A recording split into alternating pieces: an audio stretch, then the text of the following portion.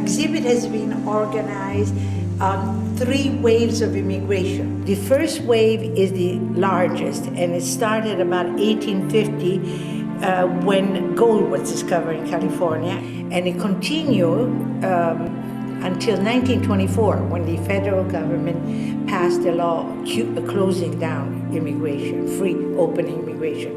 This first wave was constituted by very poor people that left because they couldn't make a living in Italy. The groups of immigrants that came here come from Piedmont, Liguria, Tuscany, Calabria, and Sicily. And they were poor, but they found here what they did not find on the East Coast. Because in the East Coast, they arrived last after the Anglos, the Irish, the German. So they had to settle for, the hardest job, the lowest paid. Here they were, I think, a little more adventurous, because think what it meant coming, after you got to New York, coming to California. And some of them took the ship that went around, South America and came back and so on. California was made by Italians, and this is not an exaggeration, because what happened here, they came and found virgin territory.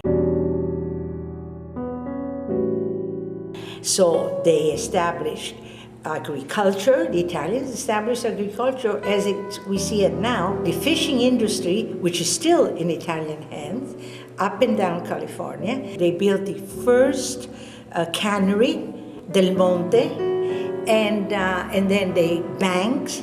In the late 19th century, there were 2 or 3 banks here in San Francisco. And then they all merged into the Bank of America. But banking, as we see it in California today, was started by Italians. Not to speak of the wine industry. The beginning was done by Italians. The story of the Jacuzzi family is now defined by the Jacuzzi bathtub, which has become famous all over the world. But actually, that invention was a footnote in an extremely rich history of their family. They emigrated between 1907 and 1920. They were a family of 13 children. One of them, Rachele Jacuzzi, was a genius, because with a 3rd grade education, he came here after doing all the menial jobs that immigrants do. Eventually went to work for a factory. They made propellers for the airplanes in the First World War for American Air Force. And he refined the idea and built a better propeller, much thinner than the one they were using. And this is the propeller that was called the toothpicks, because it was so thin and slim, and it increased the power of the motor.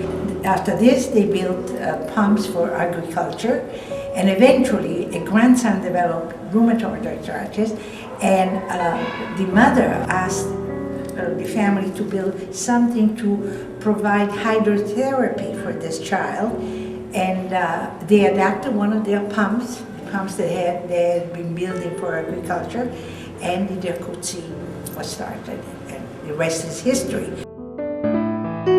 The second wave goes from 1930 maybe to 1970. Was the smallest, because by that time the immigration laws were in effect, so you could only come if you had an American citizen that sponsored you, a family member, for displaced person, and for people that were escaping the racial laws. My father was an immigrant at 55 years old who came to this country not knowing a word of English. He had had a brilliant career in the Italian army, and here you see him in his high uniform with a sword, and he had been awarded medals by the king. So his world was shattered by the war, because he had been looking forward to retirement as a general, and when he came back from the war, he had nothing. There was no pension, we had lost all the money, and so my mother was American, so we could come to this country.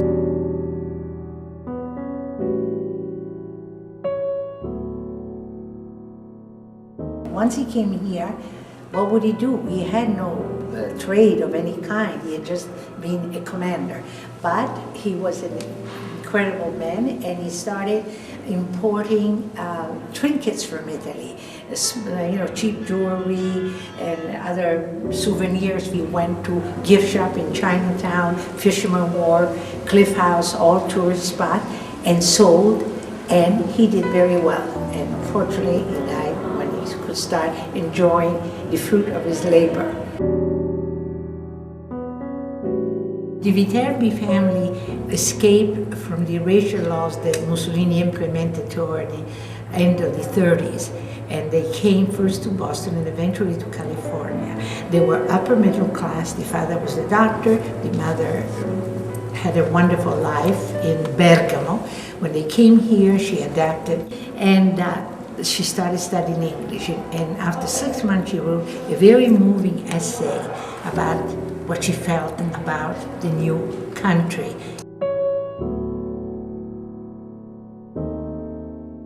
And in this essay, she writes, all these people escaped from Italy because without liberty, it is impossible to live. And their son, Andrew Viterbi, grew up to be the famous inventor and engineer who invented the Viterbi algorithm, and then went on to found Qualcomm, a company which was the first global provider of cellular phones.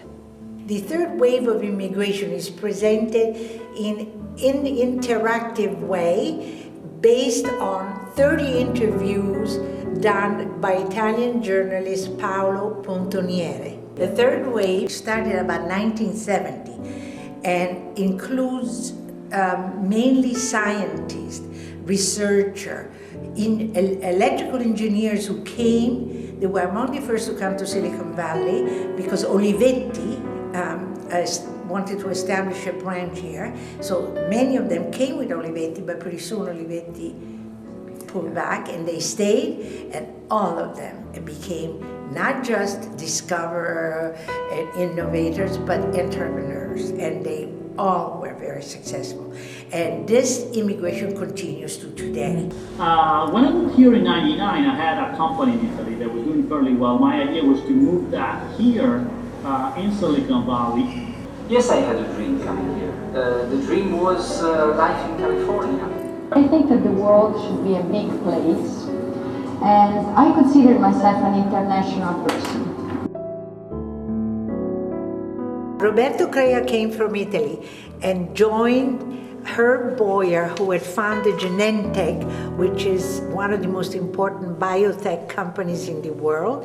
And together they discovered artificial human insulin, which has simplified the lives of people who suffer from diabetes. The main reason why all these people who had a good life in Italy, they came here is because their working life wasn't very satisfactory. The Italian government does not give enough money for research, and therefore all their new ideas, new discoveries were not, did not have a chance of being carried out. Here they found the perfect situation to pursue their ideas and to realize their ideas. Marvelous exhibit, very down to earth, and a very good comparison from the modern day to the past.